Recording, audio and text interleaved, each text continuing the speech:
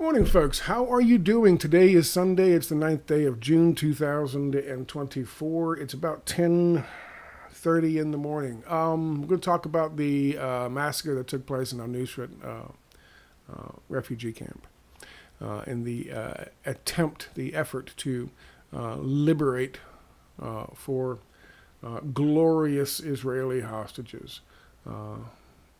At most recent count, we're looking at 220 dead civilians, collateral damage, so to speak, Palestinians. The equation for the folks in the United States and in Israel who support this move, 4 Israeli lives are worth more than 220 civilians if those civilians are Palestinian. And I would ask you to please consider how the press, how the media in this country would react if, say, Hamas or the Palestinian resistance groups in Gaza had entered into Israel in order to free 4 Palestinian hostages being held by Israelis, and in the process killed 220 Jews. How would the press be any different? They're ranting and raving and they're smiling and they're happy. And of course, Joe Biden and others, mostly neocons, are patting each other on the back. Why? Because we assisted them. This has been an operation that we have been running since the beginning, or at least since we sent General Glenn into to Israel to take in his Salvador option experience to Israel to help them figure out how they're going to deal with chasing 1.2 million fucking Palestinians off their land so Israel can steal it. That's just the way it is. That's the reality of the situation we live in, or we're in right now. Made a video this morning. It was a compilation of videos from Nuseirat and the aftermath, and of course a couple of still images of Joe Biden telling the world that we won't stop until all the hostages are freed. This is after it's been obvious that they killed 220 civilians, many of them children. This is the most despicable thing a U.S. president could say. Maybe, taking a fucking bow and calling it a W for dropping 2 nukes on fucking Japanese civilians after 30 days of firebombing 60 fucking cities in Japan, wooden cities in Japan.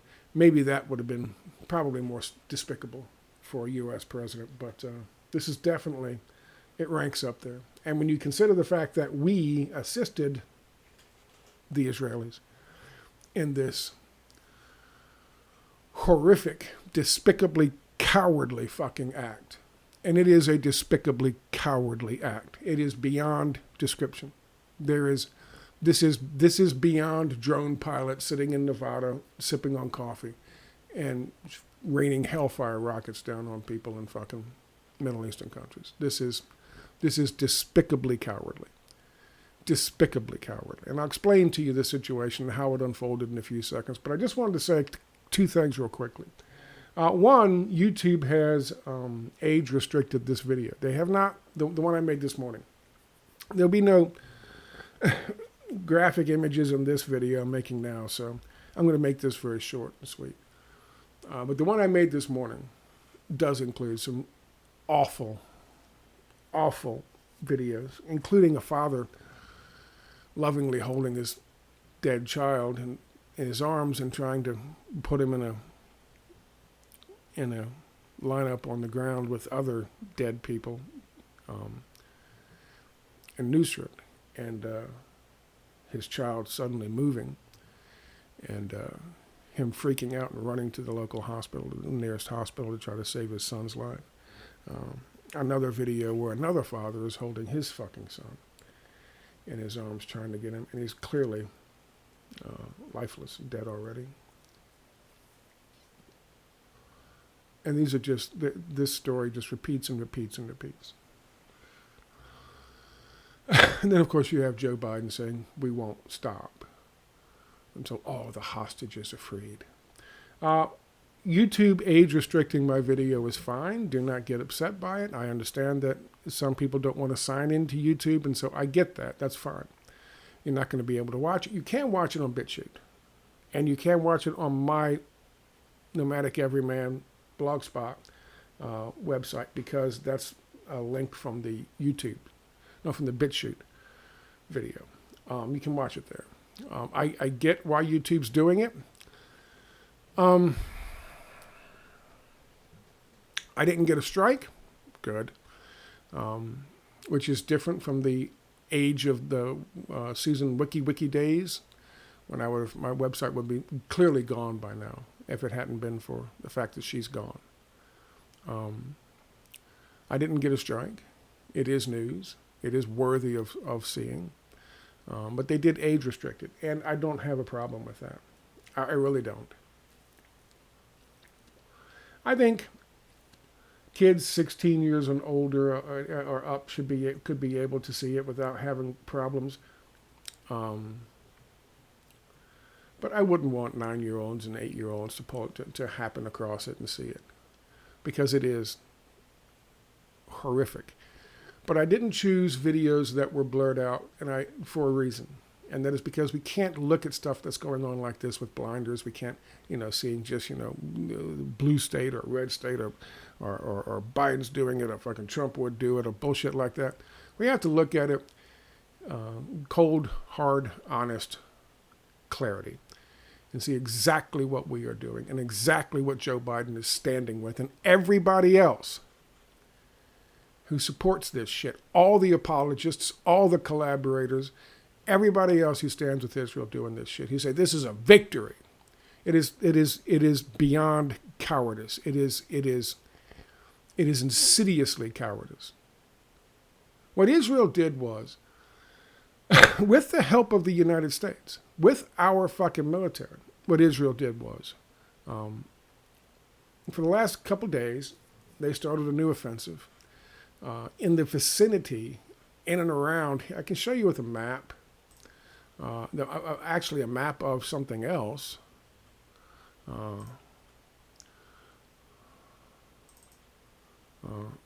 Another betrayal by our fucking government.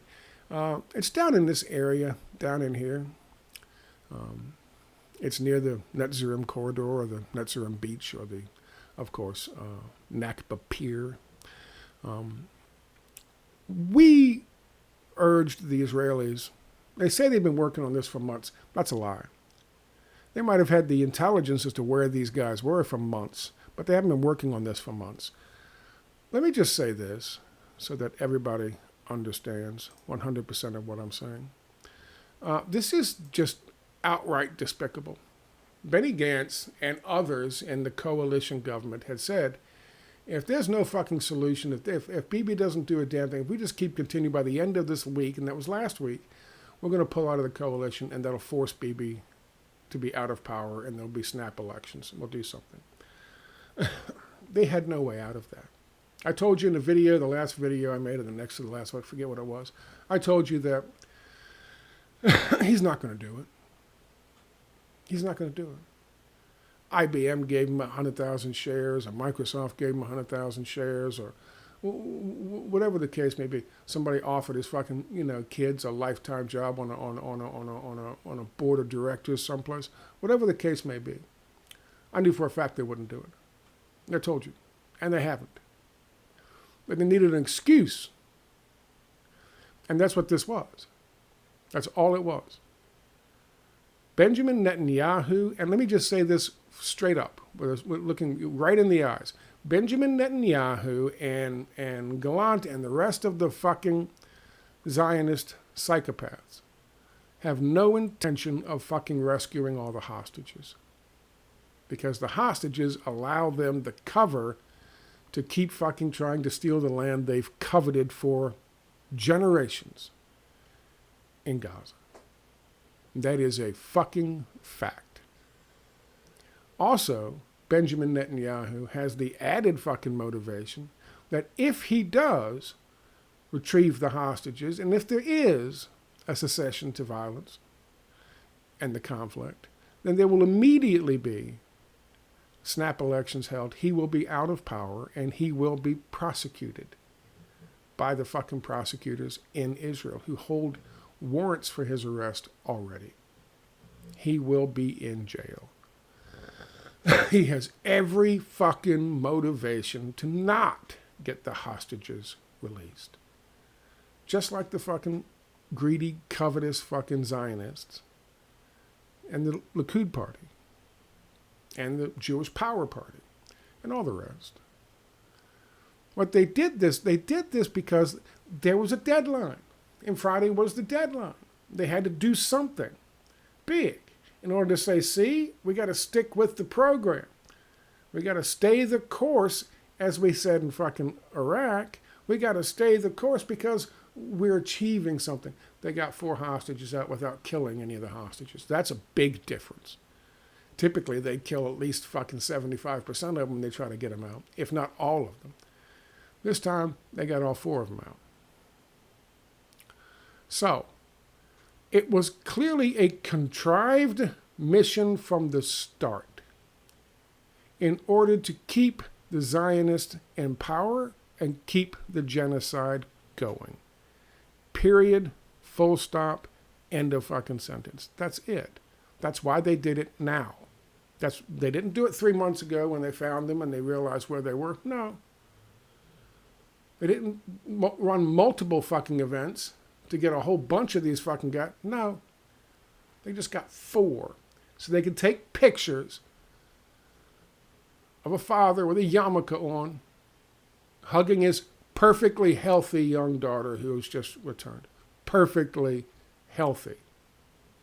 Apparently they took good care of them. All 4 of them. And this is somehow a PR win for Israel and the Zionists. God damn you fucking piece of shit goddamn fucking camera. You motherfucker. This is a big PR win. I mean, I've got it on manual. It shouldn't be doing that in the first fucking place. That's the first thing. Now here's what they did. The cowards. And they are cowards. In and around the Nuseirat refugee camp, 2-3 days ago, they started a fucking campaign, which was just a distraction. All it was, the entire point of it was not to reclaim land or take anything or chase people off. It was just to cause a conflict so that Palestinian Liberation Forces and Qassam Brigade from Hamas would leave the area where the apartment was where the 4 were being held, and they would go to that. And that would reduce the resistance when they brought in the extraction team. That was a couple of days ago, and they've been doing that ever since. But then that wasn't still enough. So what they did was, as the fucking extraction team was coming into fucking Gaza, disguised cleverly in aid fucking trucks, the same aid trucks that they've been driving all the way through down the fucking Nakba highway into fucking Israel and taking all this shit out and giving it to the fucking settlers in the West Bank. They took the fucking aid truck, loaded it up with the fucking extraction team and a couple others, and they went back in while the conflict was going on. And right before they got there, they fucking bombed a Nuseirat refugee camp. And that drew a lot of attention away from where they were headed, the residential area where they were fucking headed, which was not in the fucking camp. They pulled that fucking truck up. They had a ladder. They threw the ladder up on top of the fucking truck. It reached up to the fucking balcony of a building, of a residential area. And the fucking guys climbed up the fucking ladder and got the 4 hostages out safely. Unfortunately for a resident of the apartment, he just happened to come walking out of the front door on his way to get some milk or some falafels or whatever the fuck he had to get, some baby formula. He had to be killed by the Israelis because he might have given the story or he might have given their position away. So they killed him, just some innocent dude on his way to the store, dead. Meanwhile, people are dying, people are burning. And the scenes are developing where fathers are holding their fucking dead children, or the children they think are dead in their arms, wondering what the fuck. They had nothing to do with any of this. It was all designed to create the best fucking possible situation for their special forces team to get in there, and hostage rescue team to get in there and get the four hostages out and get out. It was the most cowardly military operation short of firebombing Japan, short of Dresden. It is the most cowardly fucking military operation I have in my lifetime that I've seen. Purely fucking cowardly. Nothing about it was even remotely brave. And yet, Ben Giver is out there saying it's a heroic fucking moment for the Navy and for all of fucking Israel, and we got to stay the course. See, it works. We've got 4 of the hostages back. Now we got to stay the course because we're succeeding in this. Stay the course. By the way, the 200 plus civilians who were killed pushes the number of people killed in Gaza since October the 7th up to past the 37,000 mark. And those are the ones that they know of. There are still others who are missing, who are presumed buried and dead, but they're not included in the numbers 37,000 because they don't officially have a body to go along with them. This is how it's being perceived and sold in Israel. This is a moment of pride, of national pride. We killed 220 fucking civilians, many of them mothers and children, to get our 4 hostages back. That we knew where they were the whole fucking time, at least for the last couple of months, thanks to the U.S. And, of course, Israel had to orchestrate the whole thing and plan the whole thing through the United States and through U.S. fucking advisors and through U.S. Intelligence. It wasn't the great lauded fucking Israeli fucking intelligence fucking web that controls everything and sees all, knows all, is bullshit. It's just more fucking lies. It's just more Zionist lies and bullshit. They needed us to do it, and they certainly couldn't have done it without us. Now, I don't know if the actual people who went in and got them spoke Hebrew or English.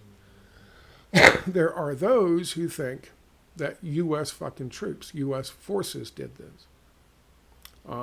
I think that it's possible, certainly possible, because we do have forces stationed in Israel now. And they went over there immediately after October the 7th. And, of course, General Flynn went over there, Glenn went over there and helped him out with that old Salvador option thing. But here's a telling tidbit of information.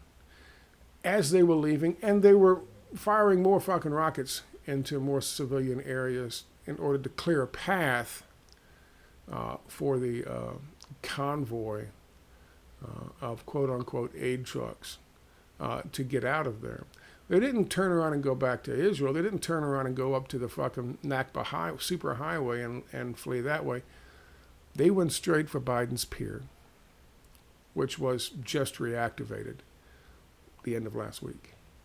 So this was all fucking staged and orchestrated at that particular time to be able to get these individuals out of the fucking country via the Nakba Pier.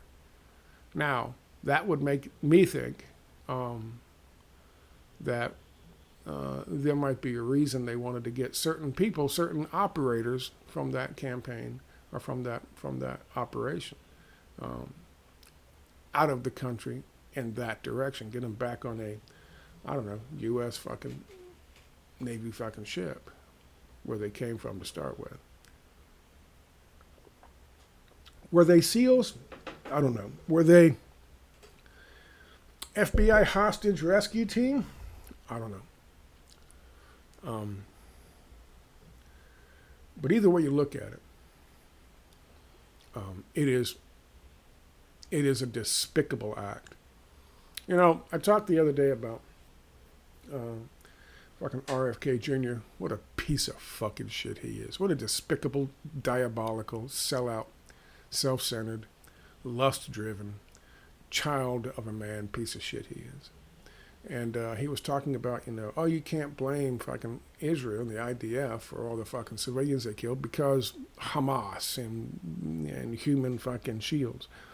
The only ones we know who have been, accused of and prosecuted for taking human shields in Israel by Israeli courts were fucking Israelis and the IDF.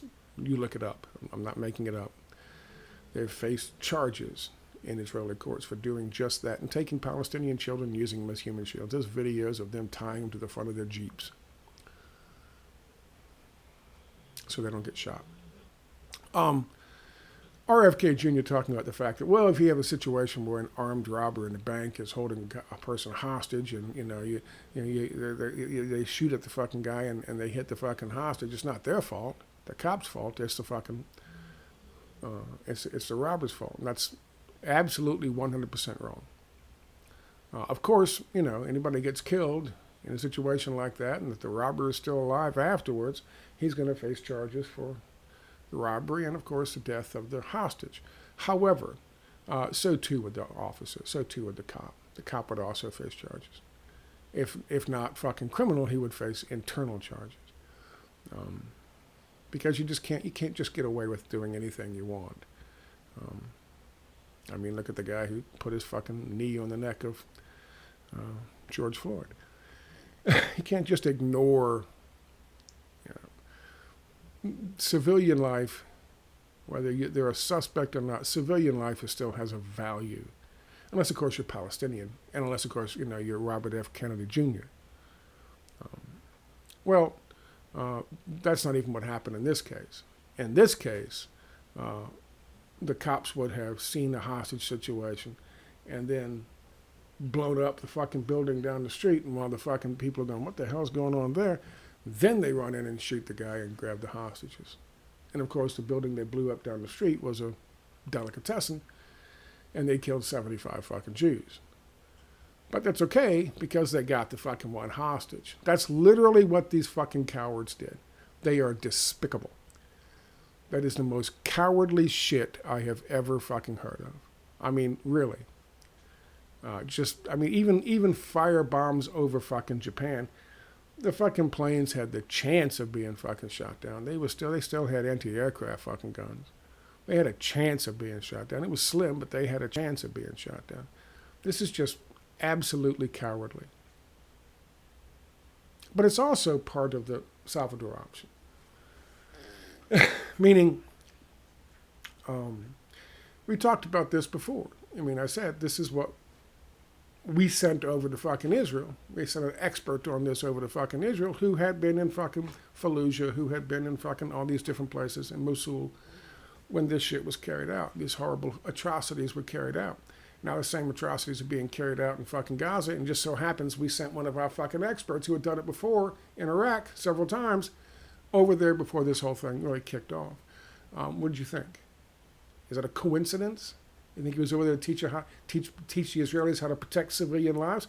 No, he was over there to teach the Israelis to kill civilians in such great numbers that the civilians themselves will eventually turn on Hamas because it's causing them so much pain. Well, there's another element to that, and that element is eventually it's like Gaddafi. Until we got a chance to get our hands on him, until Hillary Clinton had a chance to get her hands on him, we killed so many fucking civilians. What we wanted was Gaddafi to say, because he loves his fucking people and people love him, he couldn't stand to see it, so he would resign, he would leave. Same thing with Assad. That's what we do. That's our fucking fingerprints. That's our MO. They know they love the fucking people, and that to the fucking planners and the military and the special operations guys, that's a weakness that can be exploited. We kill enough fucking civilians Eventually, Hamas will say, you know what, we can't take anymore. Okay, we're out. Just stop killing our goddamn children. This isn't evil that is just beyond the pale. This is go forth into Egypt and kill all the fucking male children who are under the age of this. That's that kind of evil. that is beyond the pale, and there is no, I repeat, there is no justification for it. There is no justification. You know, you can argue the fucking military operation 2-3 days ago to distract. That's one thing. But then to bomb the fucking refugee camp just as a fucking final distraction to get the few remaining who might still be in the apartment to go down and try to help dig out fucking children out of the rubble while you send your operators in there safely to kill fucking pedestrians walking down the street who just might happen to say something to someone. This is reprehensible. It's beyond war crimes. This is nausea inducing when you think about what this is our fucking military. Our military advising them what to do and how to do it. And of course, Bibi stands up and Ben Giver stand up and they take a victory lap. And they're like, look, we got 4, just stay the course. 4 in 8 months. There's 110 left, 107 left. Do the math. Just stay the course until we can chase them all off of Palestinian land, across that Nakba fucking pier and into the fucking waiting vessels to take them as cheap labor someplace in Canada or the United States or Great Britain. And then we'll get that fucking land and it'll be ours. And that's what they want. And we've seen video after video after fucking video on TikTok and YouTube of Israelis dancing around on the beaches of fucking Gaza. Staging these fake-ass fucking wedding proposals and all of these different things. So happy they're gonna get a piece of land from somebody. The covetous Zionists. And of course,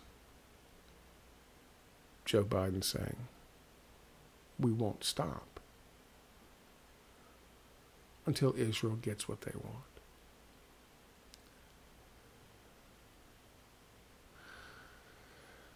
Aunt Bibi did a video. She put it out yesterday, and she just happened to, one of these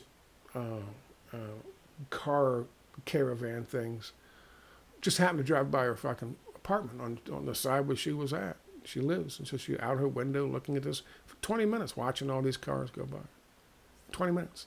And she said she had watched for 5 or 6 minutes before deciding to record. That's a lot of cars. That's a lot of cars. They weren't stop and go traffic every 5 seconds, every 5 minutes moving. They were driving by with Palestinian flags. We are the majority. Yesterday there was an action in the People's Red Line. And it was a big red ribbon that was 2 miles long. And they wrapped it all around the fucking White House with people holding it up. They're saying you've crossed the red line. These are the people's red line. We're not taking anymore. They're going to be there in the Capitol on the 24th of July. Hopefully this thing is done by then. But if not, God forbid, Jesus Christ, God forbid. If not, that's where they're going to be. And they're not going to let them in. And hopefully there'll be about 6 or 7 million of us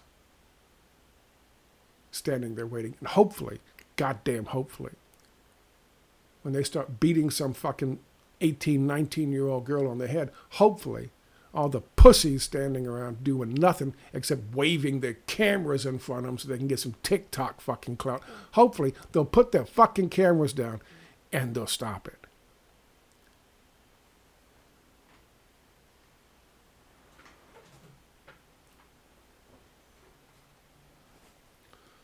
Hopefully. Before we allow a genocidal maniac Zionist to speak before both houses of Congress and get applause after things like this. This is how many goddamn fucking massacres does it take? How many massacres does it take? Seriously. Before we say enough is enough. Before we say we're not going to let our fucking government keep fucking doing this to us. Doing this to everybody else in the fucking world. How many times does it take? How many times does it take for you to say, you know what, I don't give a shit about the fucking election. I'm not voting for this rabid fucking Zionist jackass with the fucking orange skin, or this fucking rabid Zionist jackass who's shitting in his pants, or this rabid Zionist jackass with a silver spoon stuck up his ass and a fucking TRT addiction so he can screw fucking 21-year-old fucking girls. I'm not voting for any of them. No. Sorry. That's not choice. That's not even the illusion of choice. That's got nothing to do with choice. That you'll fucking take this and lesser of two evils bullshit or three evils bullshit and you'll like it. No, fuck you. I don't have to play your game. Wouldn't that be a thing if the United States held a fucking election and it was so goddamn corrupt and so goddamn bad and so goddamn despicable in its choices that the people of the United States said, you know what? We ain't playing anymore. And less than 5% of the people showed up. Now that's a vote I can cast. Thank you for your time.